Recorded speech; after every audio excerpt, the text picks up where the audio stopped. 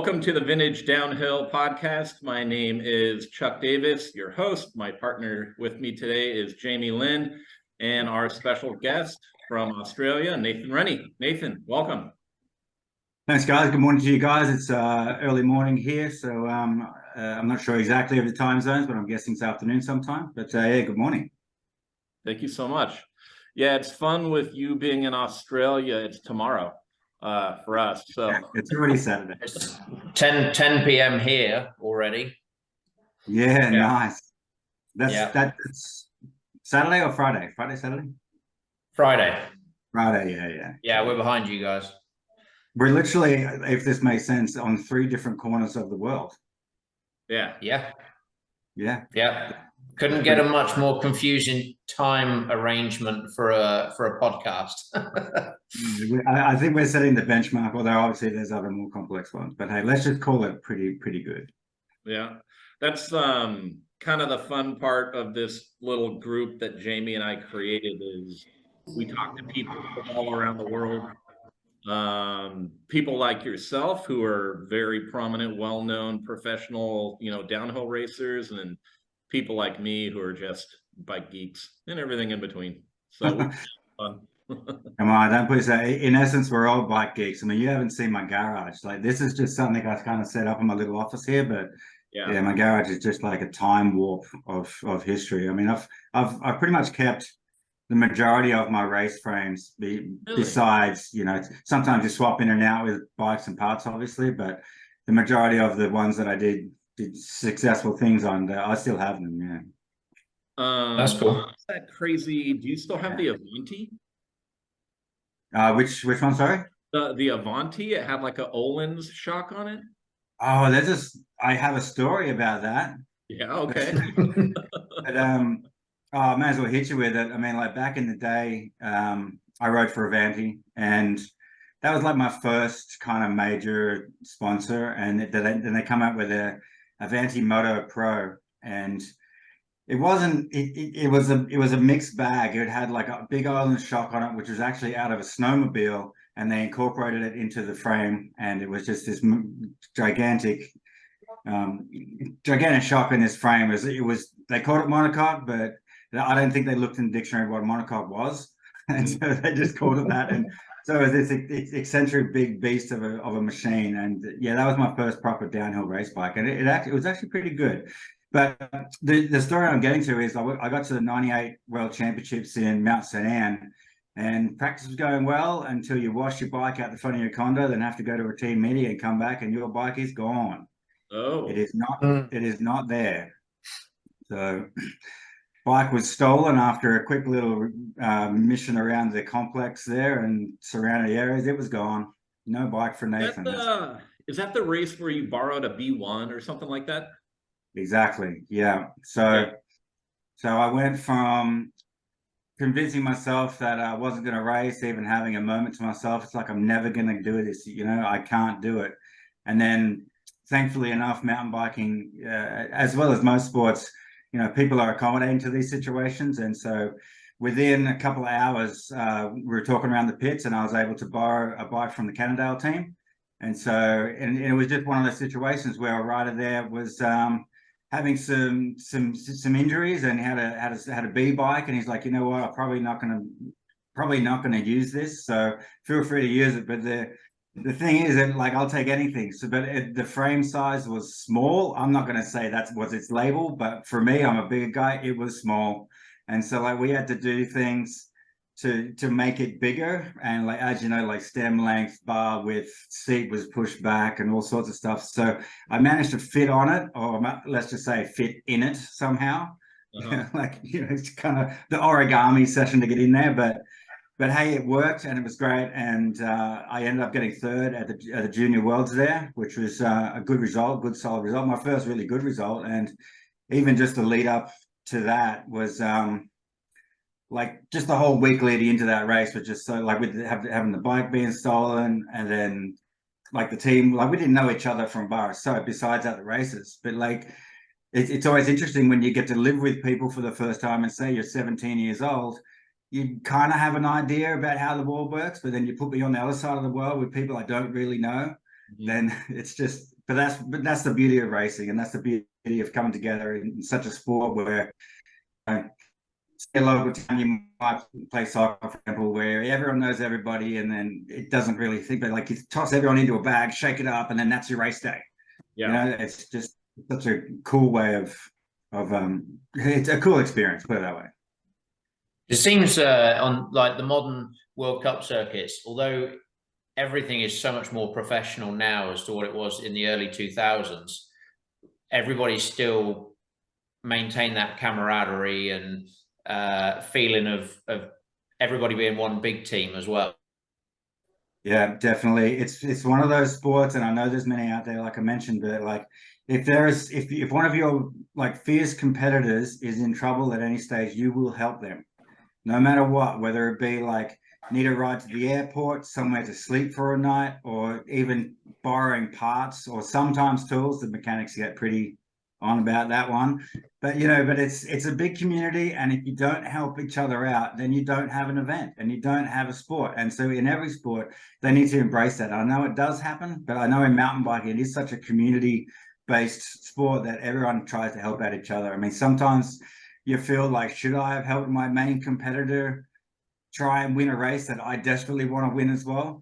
Yes, I should, because we all work together, because there'll be a day when you might need a hand in anything whatsoever. I mean, like, sure, the race that we race is, let's just call it 5 minutes long. It's not just that. It is 6 months of traveling around the world, having to fill in all these other obligations, and you have schedules, but sometimes that schedule has to go out the window. And so we all need to work together. That is just how it is. You actually see that a good bit. I follow a lot of guys on Instagram. Jürgen Benecke, one year when he was on Yeti, remember Yeti was running Manitou forks on both front and rear. I don't remember if his bike was broken or was stolen, but he ended up borrowing Missy Giovie's bike. There was a story that Jimmy Deaton shared on his Instagram recently, something very similar. And in that one race, Jürgen still ended up like third place on a borrowed bike. So that does happen. There is co-opetition, right? You help each other up until the starting line, right? Exactly right. I mean, let me elaborate a little bit on my situation. I'll try and make it semi-quick. But after my bike got stolen, then I borrowed a bike to race on. I got a good result. Then I went past Big Bear, California on the way home, and just by chance there was a race that weekend. I didn't have a bike at all, and so I went past the crank house, and my good friend and not teammate at that time, but he'd already gone home, and his bike was sitting at the crank house there. And there's a race that weekend. I borrowed his old bike, or his bike that he didn't take home. Went to a race in Big Bear and won, and then created contacts for my ride for the next year to become a pro rider. So it was like having something stolen, something borrowed, to then having something borrowed, to then winning and creating a professional career out of it. So that was my pathway, and hey, I'll take it, Right. And be thankful for it. Like, definitely be thankful for it. I mean, like, without that chain of events, then I probably would have made it, but there's no guarantee I would have. So that's just it. That's how it goes. When you say the crank house, was that the crank team? That was the crank team. I know it has a bit of a funny name to it, but yeah, that was they were based in Big Bear, California. This is back in the end of '98 was when I first went there, and they had like a development team going, and ended up having a meeting with these guys, and they were just like, oh, like after I borrowed the bike through a friend of a friend, I think Tony Carson, this is going back a long time, but I think he rode for a year, but he sort of created that connection, and my good friend Mal Dalton was with us, and we pretty much went there with these ideas, and they're like, oh wow, you're fast for an Aussie guy. And I was like, oh well, do you know that I'm not the only one?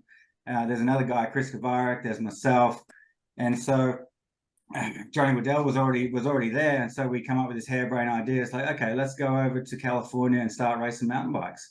And so as myself and Kovarik, we literally we sort of knew each other, but we didn't. It's just how it is. And so we literally met at the airport in Sydney to then fly to California. It was his first time out of the country. Like, I had other little things, but then we literally got thrown in the deep end, and then for the next 6 months, me and Chris Kovarik were drawn together. You know, like we had to go, like my only guy, my go-to guy was Chris Kavoka, who I didn't know from bar. So then came from, and we had just fly in the deep end. And all of a sudden we're in the middle of California, Big Bear, California, with no real idea on what was going on, except for that we had a place to stay. It was at the back of the crank house there. And we literally stayed in a room no bigger than what we sit in here, with a futon and then a mattress. And here you go, guys, go and race the biggest races in the world. Off you go. That was it. Nice. You're right. Whatever happened to the crank stuff? Because that period, like 98, 99, crank was huge. And whenever anything crank branded comes up today, it's just a hotbed of interest. Everybody's trying to get their hands on it. And it just seemed to like be huge and then just disappear. And obviously you guys were riding on it on the World Cup scene as well. Yeah, I mean, I think they just made some changes, to be honest. I mean, like they had a good formula going there, and like really when we came on the scene, it was great timing for us because it got us into the sport. But then in a sense, it was bad timing for them because they already had plans to like not discontinue the company, but they were making changes. And so, as in all companies, that happens. And so they pretty much went out with a bang. But then at the same time, it was a stepping stone for a lot of different good reasons, which is like it gave us a decent formula. Even the fact that we're talking today and talking about it, it just shows the younger guys out there that, you know, whichever opportunity that comes arise, make the most of it. Like it doesn't matter. Like we weren't getting paid anything, but we had a place to sleep, and it was on a futon in a room in an office room, and that was it. Our breakfast was literally like all meals was a sandwich press. And the closest store was 7-Eleven. That's just what it was. That's all we had. So it was a hot dog and a corn dog, and then something in the sandwich press, and that was our entire dietary needs. That was it.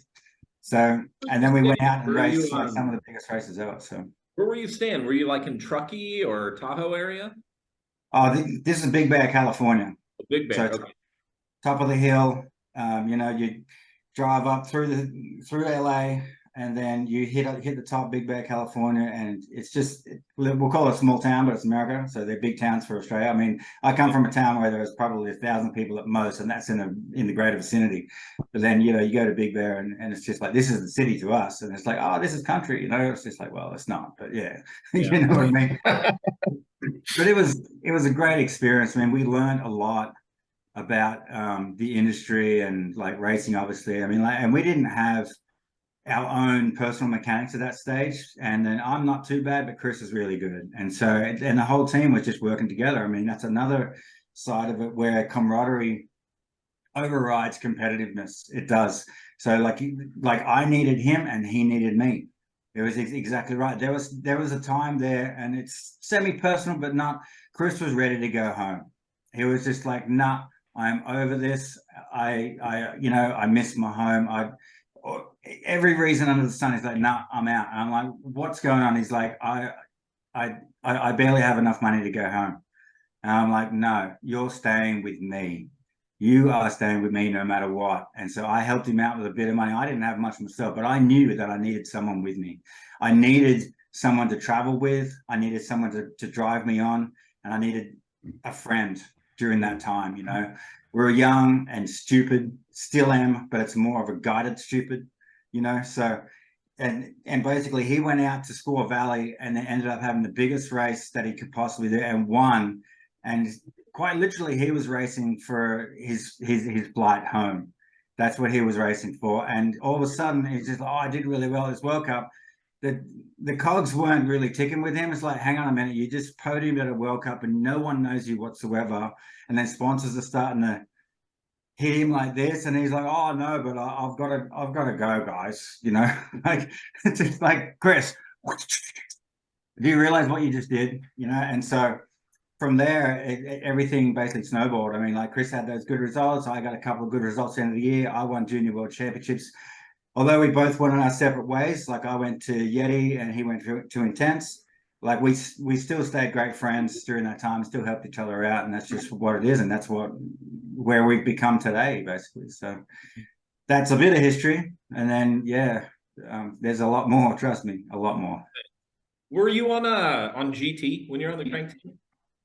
Yeah, like our co-sponsor was GT, and so we were riding the Lobo back then, and it was basically myself, Chris, and Johnny. Then the Rogers family was on there, which was like they were the team owners, and so we traveled and raced together. We had Jason Cotting come in there for a while as well. He didn't do all the races, though. He had some work commitments, but that's just what it is. And that was our first feel of racing Norbers and World Cups, and just in the middle of California. I call it the middle of California because everywhere in California is the middle, as far as I'm concerned.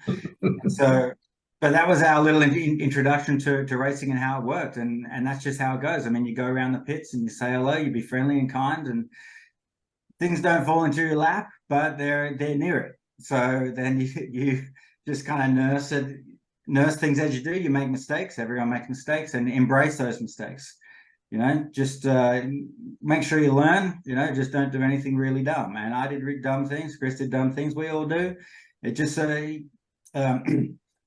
just so you understand that, like, when you're in the public eye like that, it's gonna happen. It will happen no matter what. You go from small town in Australia, and then all of a sudden you're on the podium at World Cups and Norber races. People are watching, and whether you like it or not, they will pick on everything, absolutely everything. I mean, like, that's why you know, like, when I first got picked up by Red Bull, they were like, okay, there's one thing you need to do first is do media training. And I was like, hey, but I'm pretty good at media stuff, you know. It's just like, no, you're not. You're absolutely horrible. And so, okay, okay. I'll go and do this media training, which I suggest to everyone, because I was against it. Okay, I'm very open-minded, but at this I was just like, I don't know if this is really necessary. So you burst into the room, probably no bigger than this, and the camera is in your face like this straight away, straight off the bat, no preparation, nothing at all. And so you have to quick think and come up with ideas to turn around what they say, and then turn it into a productive avenue where all of yourself and your sponsors can benefit from it for a short period of time.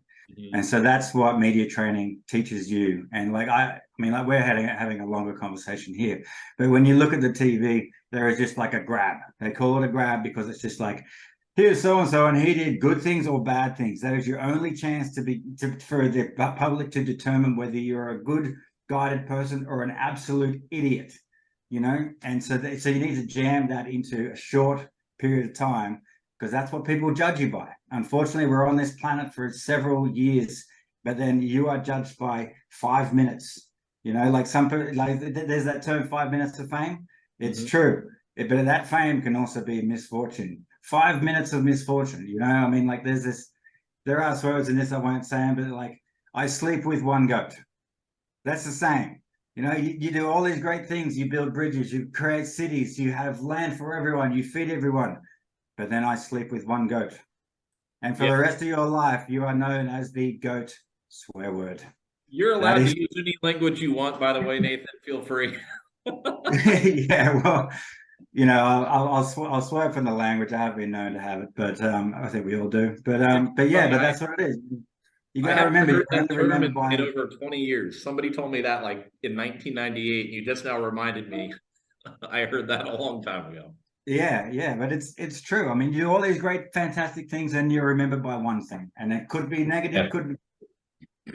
Hey, can we geek out on bikes for a second, since we are kind of the bike geek group? Sure, yeah, for sure. The GT Lobo, especially the carbon version, is like one of the most sought after of the vintage downhill bikes, just because they look like alien spacecraft. I have mine over there if you want me to grab it. Sure. And then what's your honest opinion of the bike? Because I think you're going to burst some people's bubbles. Burst some people's bubbles. Are you using some innuendo there? But a lot of people, like Mike King, have said it was one of the worst bikes he's ever ridden. Let me get it. I'll give you a quick crash course. I'll just be 2 minutes. Give me a second. Yeah, great. He's about to ruin some dreams now. Hey, it's always going to be a beautiful piece of work. Yeah. The Lobo is definitely a piece of art, especially the STS. Yeah. It's definitely a favorite of mine. Yeah, all the STSs, I mean, they look like something out of the Alien movie. Yeah, they definitely look homemade with the lugs and stuff like that, but there's just something beautiful about them. Yeah, there we go. Nice. Is it there? So it's not together, obviously, but yeah, that's the bike that I won 99 World Championships on, No way. Junior World Championships. That's it there. We can talk a little bit about it if you want. I mean, this swing arm here was never that size. It used to be half the size, and would get cracks on it underneath, which if you look close, I'm not sure if you can see it, but that is cracked all the way around that piece there. Yeah. And having the bigger parts was meant to be to fix that problem, but then that problem came, and then gussets started being installed, and the problem still stayed the same. But it's still together, and I did race with it like that, and so that's just how it is. I mean, honestly, a lot of frames do have cracks and just go unnoticed, completely unnoticed for their entirety of their life. So Yeah. what it is, and so yeah, it's just this is also like not aftermarket, but a newer version of the original shock that was on there. Mm-hmm. I think that's the old one, but I do have yeah, it was a much bigger chamber and all that, and yeah, this has just been sitting in. I had it on the wall at my last place, but then now it's just kind of sitting or hanging around. So Nice. Yeah. Yeah. Thanks for grabbing that piece of history for us. Yeah, no worries. I mean, I've got more, but yeah, it's all good. Yeah. A little bit ago, you know, in preparation for this call, Jamie and I were talking about physical fitness versus technical ability and what's more important as a downhill racer. Your physical abilities are crazy. So the Australian Olympic Committee brought you in to have you do some testing, and you did something like, you put out something like 2,200 watts on their dynamometer, which to this day is the highest recorded wattage output of anybody in Australia. Yeah, it was there is speculation there, but keep going for a bit. You remind me a little bit as you go along. Yeah, and then they had you test your vertical leap, and your vertical leap was so tall they had to move the testing equipment outside so you wouldn't hit the ceiling. Right? And then kind of, yeah, it was a precautionary measure to get the maximum result. Okay, so let's put it that way. One of the doctors, probably astounded, asked you, well, what is your training regimen and how are you doing this? Can you talk about that? Well, okay, well, yeah, training regimen. I mean, like, if you love your job, you never work a day in your life. And so, like, my whole when I didn't know that I was training my butt off was the fact that I was on my bike the whole time.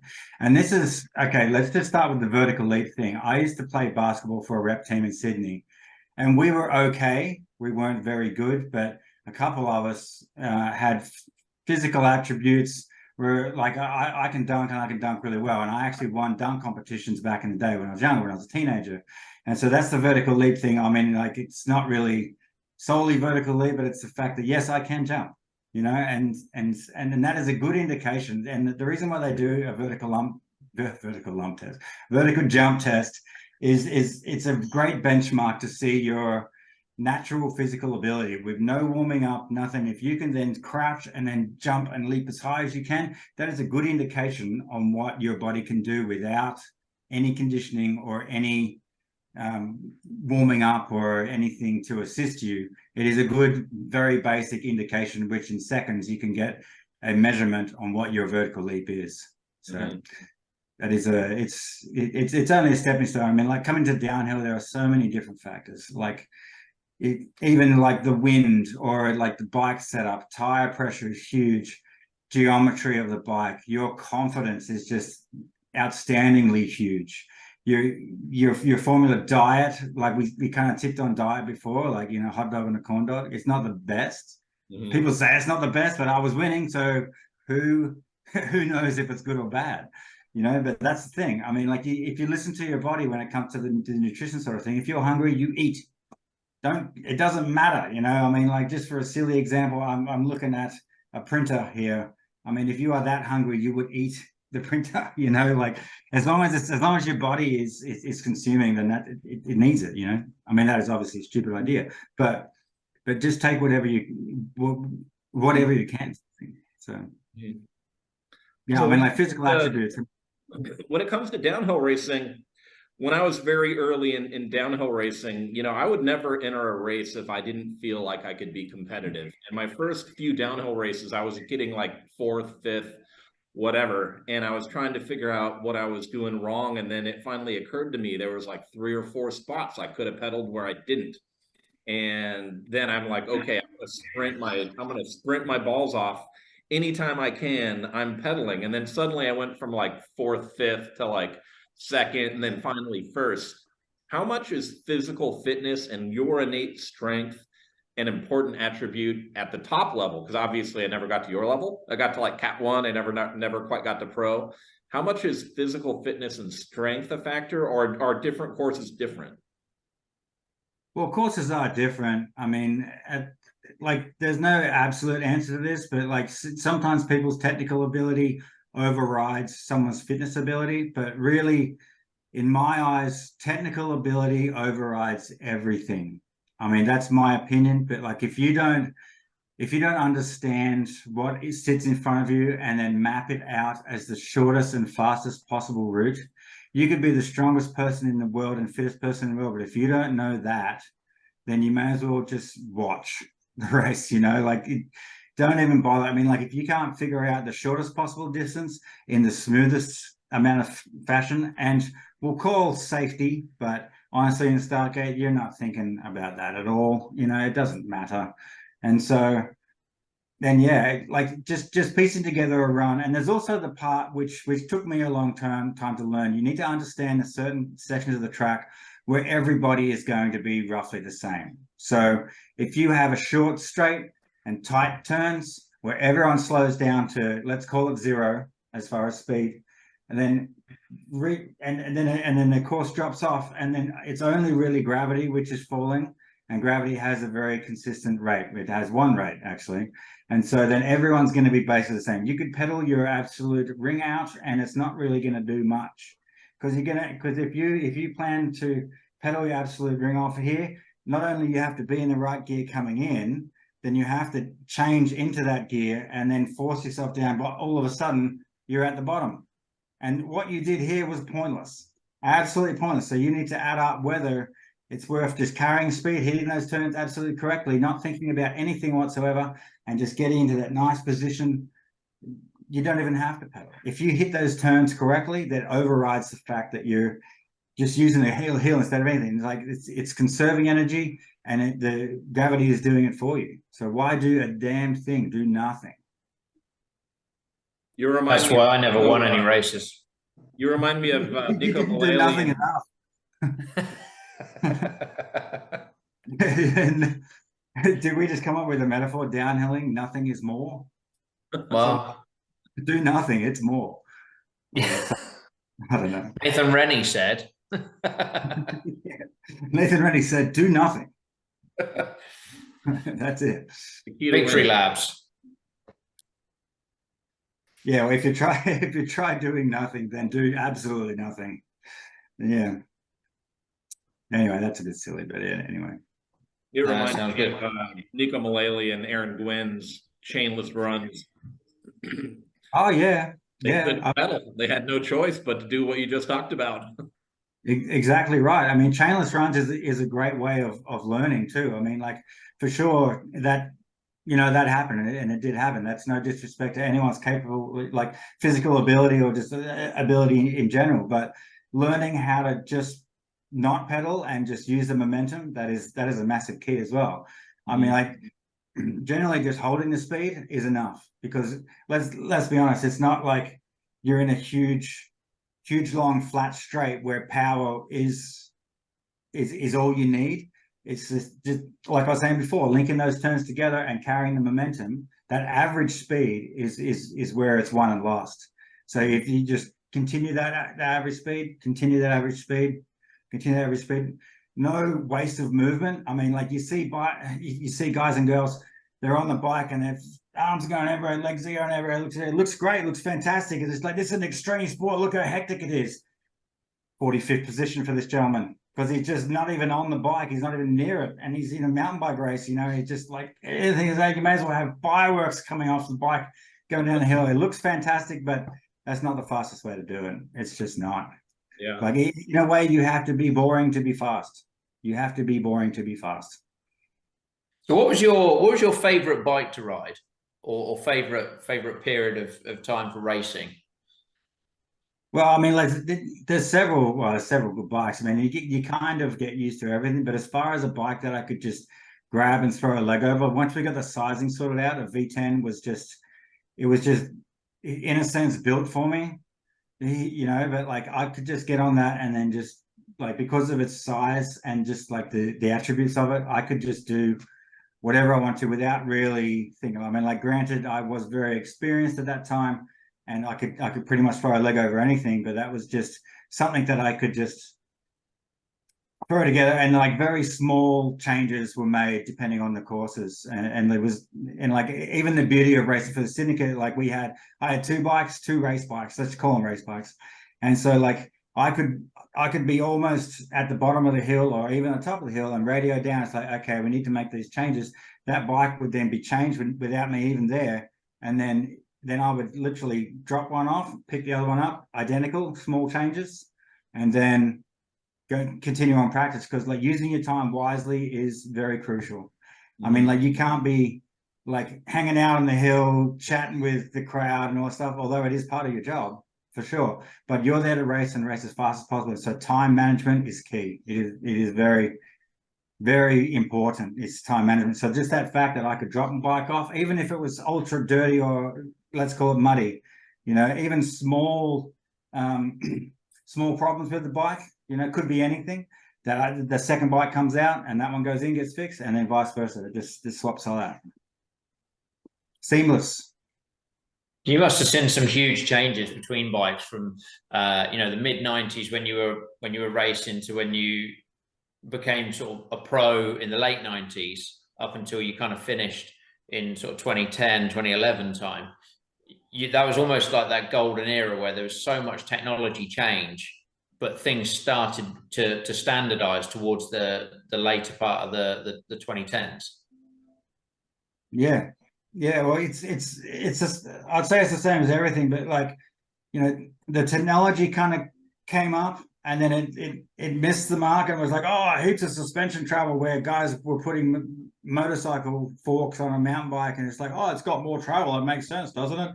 You know, but like it doesn't, you know. And so it kind of leveled itself out, and then like now we're running, you know, it's your choice, but let's just call it 8 and 8. So 8 on the front, 8 on the back. That's a generic way of putting it. It's leveled out. So we went from having stupid travel to not enough travel, and then it's equaled itself out now. And like, at the end of the day, you got to remember as well, and I've said this several times, like, you've got this much suspension in the forks, but you've got that much suspension in your arms. So it doesn't really, well, it does matter. Trust me, it does matter. But you got to remember that bike can move massive amounts without having any travel whatsoever. So, and even that comes down to line selection. Like, you might have 15, you know, we call them baby heads. I know that's wrong, but they are baby heads. And so they're all in a line, but you'll skip across the top. But if you have like big, I call it a meatball, whatever. But then if you have that here and that here, then you hit that one, and then your momentum stops because you hit that one. And, you know, but so you got to skim across the top of everything. I mean, you're not even intentionally jumping, but the speed you're going, you're skimming across the top. I mean, I'm sure everyone has ridden down a set of stairs. The faster you go, the smoother it is. That's just how it is. Yeah. So on the syndicate team, who were some of the people that supported you? Was Kathy Sessler running the team when you were there? Yeah. Her nickname is One Fast Mother. And Yeah. so, like, she's a racer herself, and like, she knows the industry really well. And so she was, her managerial role was like on the road manager, although she did a hell of a lot of stuff on in the off season as well. Although, you know, it's a team effort. In every team, it's a team effort. But she took care of everything else. You know, like our sole objective was to race, and then she was just the go-to girl. She used to call herself 99. You know, Maxwell Smart, she has 99. She was our 99. She's the one in the shadows that does all the work and make sure everything runs smoothly. But she doesn't really do, you know, she doesn't really.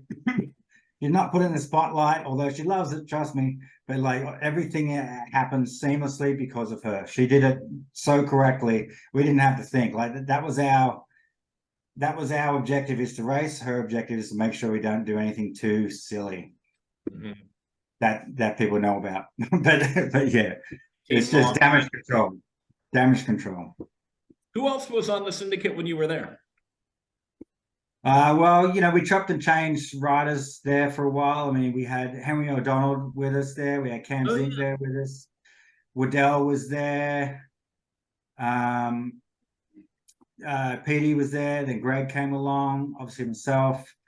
Then we had like a development team going there as well. So it was like younger guys.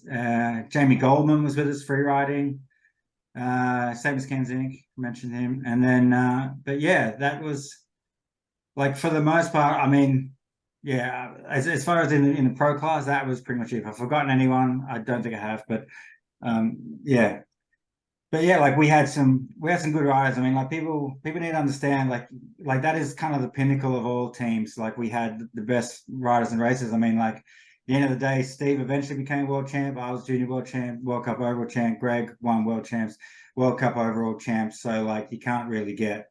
Yeah, Josh was junior world champ and then ended up winning World Cup races. So like, you know, we pretty much had the bee's knees. Let's just say it. We did, and so it was just yeah, it was a great little formula as well. And like one of the down to like the business side of things, which really isn't important, but we were able to have our own personal sponsors. Like all of us had different clothing sponsors, different helmet sponsors, and things like that. So like although like Santa Cruz Syndicate was the hub, but we were able to branch out a little bit, where a lot of other teams, if not all, I mean, I'll probably be wrong, but yeah, it was like the team has this and co-sponsors, and that's it.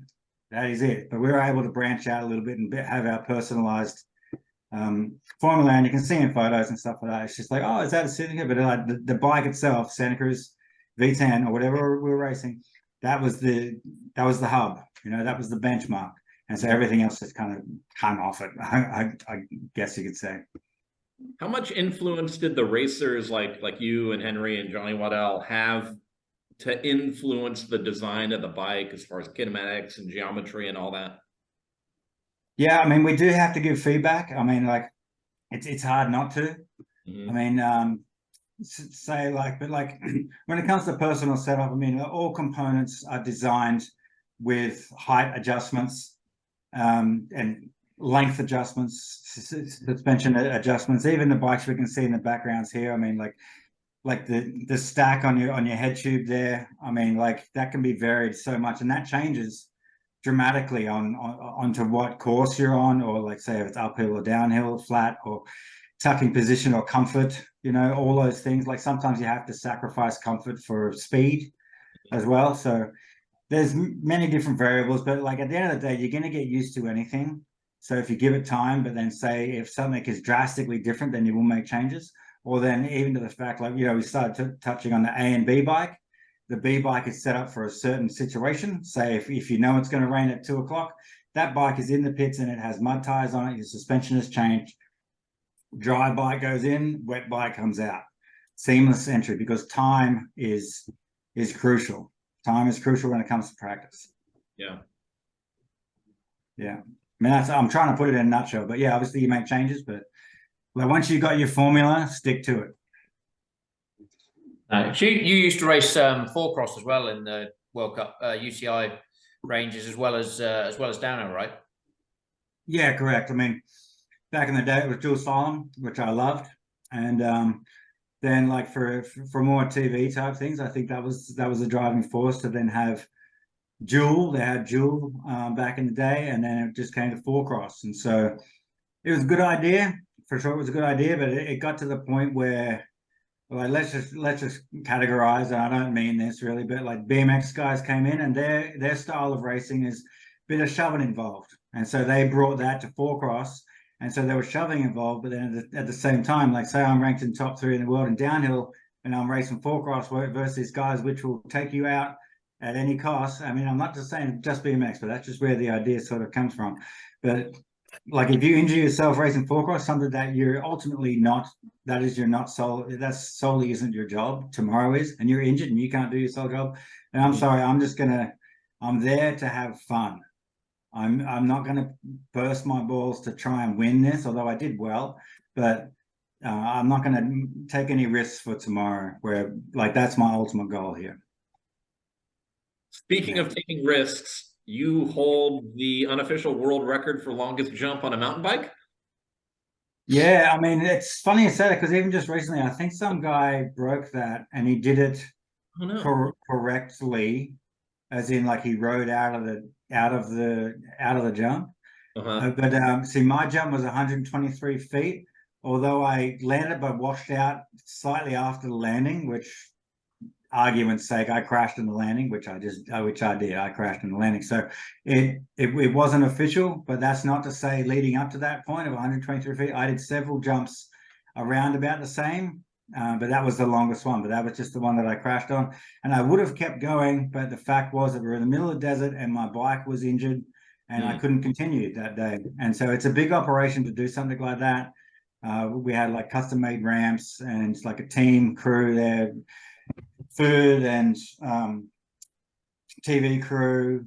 There's a half an hour TV program on it, you know, and so to do something like that and try and break a record at the same time. So I'll stop moving my camera there. But yeah, it's not an easy thing to do, and that was it. I went as far as I could for the time being, and that's what it was. So I held the unofficial record for several years. But yeah, I mean, you might have to look it up, but I think someone has broken that now. I'm not sure. Where did you get the idea that you're going to go and jump your bike 120 feet? What bike was that on? That was on a V10. Oh, that was a V10. Yeah, Santa Cruz V10. Yeah, I mean, that was just like, I mean, like in racing downhill and even practice, like you do big jumps, and some of them are bigger than what you think, you know, like even jumping water bars and like big tabletops and that, like they're still big. I mean, like you can measure a jump from lip to landing, and that's like, oh, it's a 70-foot jump. But the reality is, when you're going 20 kilometers an hour faster than what you think you are, you're jumping even flat landing to, you know, a good 90 feet. But then, oh, it's just like, oh, it's a 70-foot jump. You went 70 feet. It's like, no, I landed way down there, dude. Like, so it's. But there's always arguments about that, and I welcome the arguments. It doesn't really matter. But yeah, doing that was difficult. I mean, like I hit the ramp going 98 kilometers an hour. That was at the base of the ramp. So that was getting towed by a motorcycle up to that speed and then hitting a ramp 120 feet. And so there's no pedaling whatsoever. It's just, you know, usually you judge your speed by your pedaling, obviously. And so pedaling up to a jump, then you clear it, and that's it. I had none of that. It was, the wind was more of a factor than the speed that I was going. So like we even had a windsock there that was showing us like at an airport, like an airplane flying. Judges their landing on where the windsock is facing, you know, and we had that. You know, people might think it's a bit of a gimmick, or it's not. If I'm coming down at 98 k's an hour, all I've got to look at is that the wind's going there, and so I'm gonna, like, my landing was probably 5 meters wide. Let's call it roughly 25 feet, something like that. And so I was landing within, you know, a few meters each time, and I did nothing different whatsoever. It was the wind pushing me either that way or that way. It was kind of like with anything, even jumping a dirt bike, you do the same thing, exactly the same thing. I mean, like whipping it on a motorcycle, people think, oh, they're just being all stylish, but no, you have to do that to then get your direction correct. I mean, the wind might be pushing you this way, but there are ways you can counteract that on the lip to then make sure that you land in exactly where you want to land. It's not, you're not showing off. It's just a formality. It is how to do it. To quote Rob Warner, if I be so bold, how do you sit down with balls that big, hitting a jump at 96 kph? At the time, I'm not thinking about my balls, but you know, but yeah, I mean, yeah, it just, sometimes you got to suck it up. I think that's where that term comes from. Suck it up, princess, and just get the job done. You know, I mean, like people, men and women do amazing things in sports, and I guess that's just one of them. It's like forgetting totally cast the fact that the giver of life is in danger and just do it anyway. I mean, I think that's a pretty good way to look at it. But yeah, I mean, safety first, but then when you're in a start gate in any sport, that all goes out the window. All of your plans completely go out the window. And I think that's a lot of things in life. When you're under pressure and you have to perform, then all morals and concepts and safety just disappear. And that's what it is. Everybody in until they get punched in the face. And then you get up and punch them in the face, and then you get punched again. It's just how it is. It's just how it is. You know, I'm not saying go and punch someone in the face, that's for sure. But yeah, just the ups and downs of life. That's just simply how it is. So Nathan, tell us about what you're up to today. You've got decades upon decades of downhill experience, racing experience. You've probably learned a good bit about the business of the industry. And I know in the last decade, you've done a lot with building trails and trail work, but you're launching a new enterprise around training and coaching and bringing up the next generation. Do you want to talk about that? Yeah, I appreciate it. I mean, the Victory Lab, Nathan Rennie's Victory Lab, it's been an idea of mine for a long time, because it's amazing how much young people in all sports, boys and girls, even parents, they don't understand how it works. Because there are many different attributes to becoming a professional athlete that people just don't know. And for the most part, when you've got confident, cocky, pride-driven people, they don't think about all the other things. And it is a business, and it is not only a sport, but you are your own entity, and you got to learn how to manage that. And see, I learned the hard way, which I think was critical in the fact that I wanted to do this. I want to help other people and show them what to do and what not to do. I've done it all, trust me. And so I think it's a great template to even come and have a little conversation to begin with. I start off with a do's and don'ts, and then we can move on from there into how to obtain sponsors, how to train properly, how to conduct yourself at races, what to do, what not to do. I know it's very, very broad, but just presenting yourself nicely, having clean clothes, making sure your sponsors are taken care of, being friendly, competitive. We're all competitive and full of testosterone, estrogen, whatever you want to call it. But you got to be as calm as possible, but as stern as possible at the same time. And that takes a long time to learn. I just want to pass on what I can to the next generation. And I think it's needed, and I'm happy to do that. Now, are you providing skills coaching as well? Yeah, definitely skills coaching as well.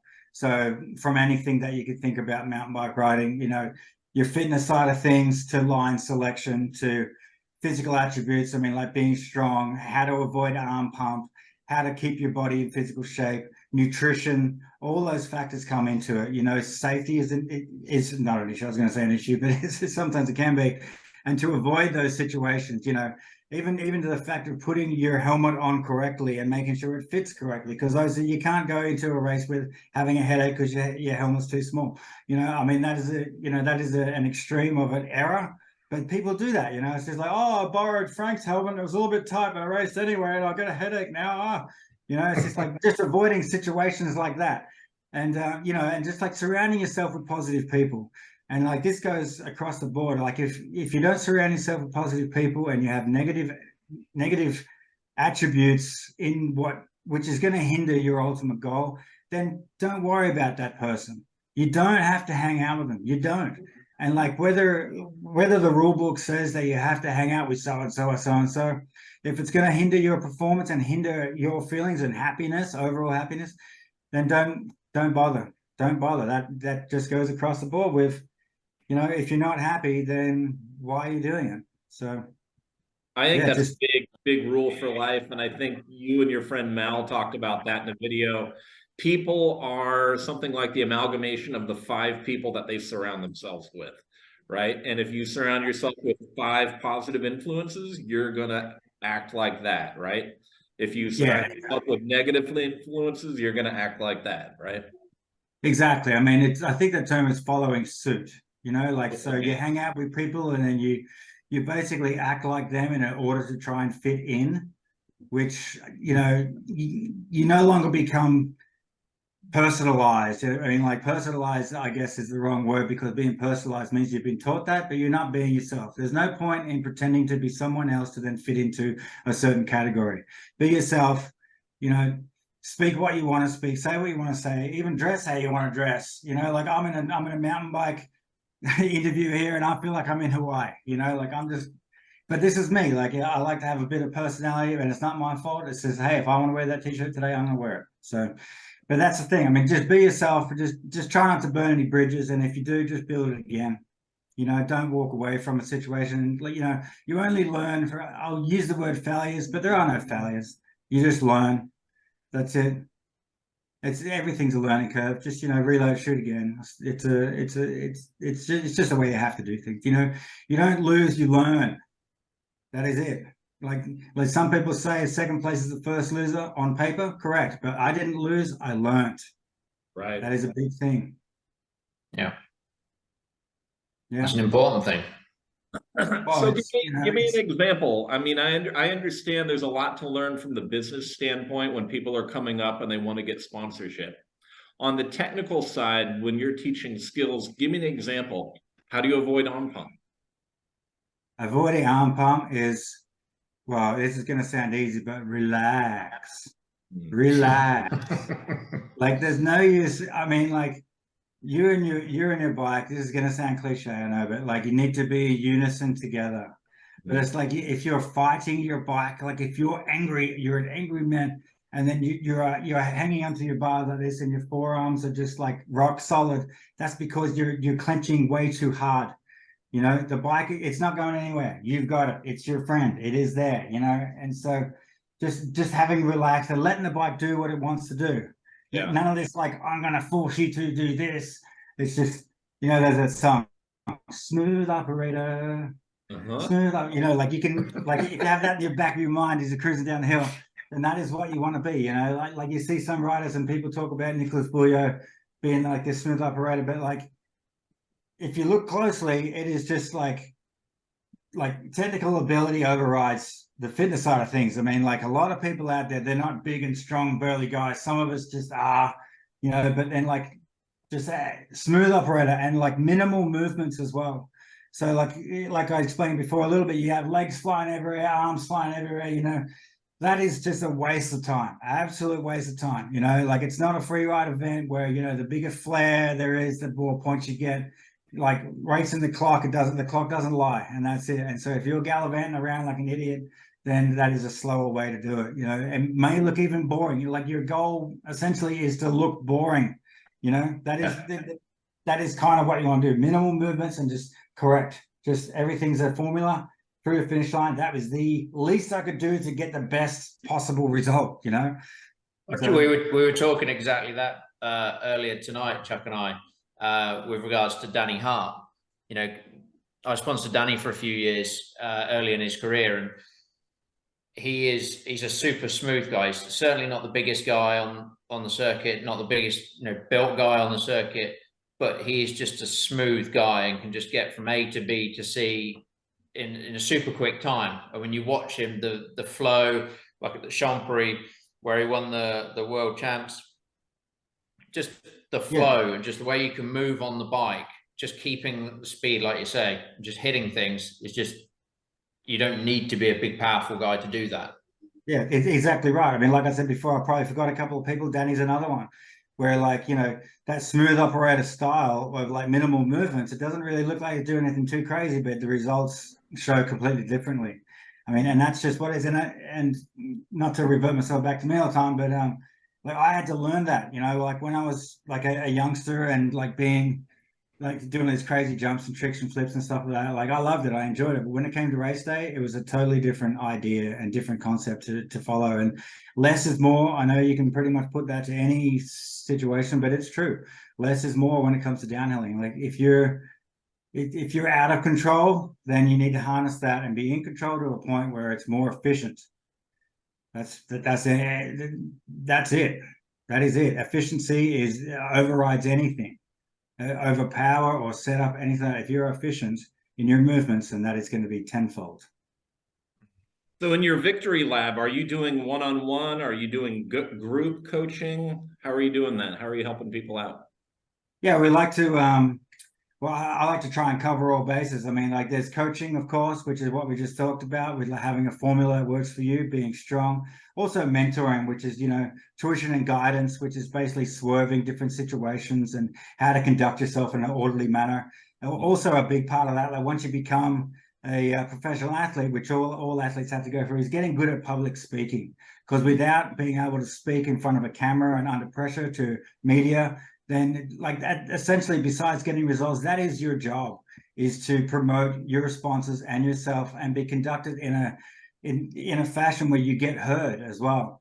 So just knowing how to conduct yourself when you are under pressure. I mean, like we're under pressure right now, but like, we're good at it, but a lot of people are not good at it. So, I mean, I still remind myself I'm not the best, but, I got better as time went along.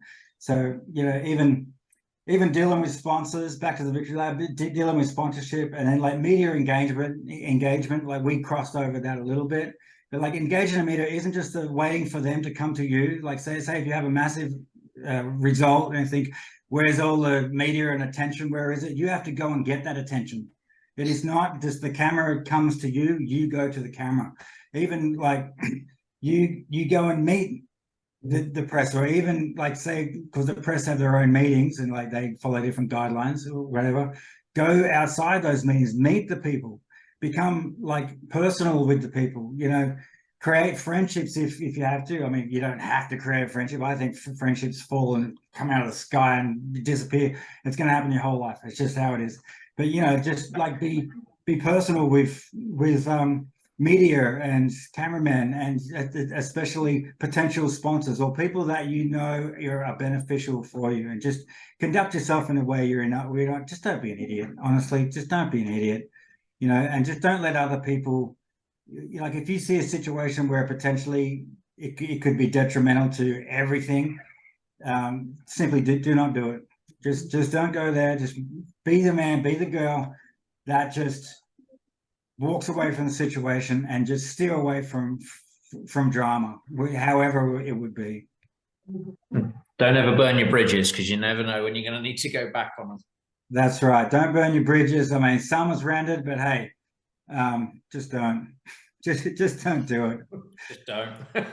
Just don't do it. Just don't burn your bridges. I mean, like those sort of acts. I mean, like I was talking about before, I mean, like you may need anyone in your life again. I mean, there's been times like even loaning your bike to your competitor. I mean, it's like to anyone who's in any sort of competition, that seems absolutely ludicrous. But it's just what you do when you travel around the world and you have limited resources. Everyone does. If someone's in trouble, you help. You do whatever you can to help them. I mean, like, at the end of the day, we're all in this together, and that is flat out down the line. I mean, like it's, they say it in all different attributes of the world. We're all in this together, and the fact is, it's true. So, if you can help, like sometimes you physically and mentally cannot, and that is the only time that you don't. So, yeah, one big happy family, but hey, that's a lie. but yeah, but that's mostly the idea. As long as you have a good idea, good idea, and try and follow it as best you can. That's the key. So Nathan, what bike are you riding today? What's your daily driver? I've been riding my e-bike a fair bit, Seneca's Nomad. So okay. I think it's I've got it there, and so I just ride that. I mean, like sometimes I just put a set of slicks on it. I've got like a little loop that I do around here. It's just like public access sort of roads, but then I've got like a little track that I ride out the back here. It's reasonably smooth, but it's pretty cool. And so honestly, that's my little ride to the shops and back. So I just ride that pretty much every day, and nothing too crazy these days. But every now and then we get out and do some downhill days. I still have a V10. Yeah. Well, I still have a couple of V10s actually, but yeah, just like whenever I can, like the guys and girls, like we all have like work commitments and stuff. So it's not as much as it was before, like being paid to be an absolute like machine on a bike. But I like to consider myself still a machine. But it's okay to sit in the shed for a little while. Yeah. What wheel size V10 are you riding? What size? What wheel size? I've got both, but 27.5 at the moment. Yeah. Yeah. Yeah. I mean, I don't think there's any pros and cons. I mean, like one's not better than the other, but yeah, it definitely smooths things out a little bit. I mean, like this might be controversial, but hey, why not? But like, I think a 26-inch corner is better than a 27.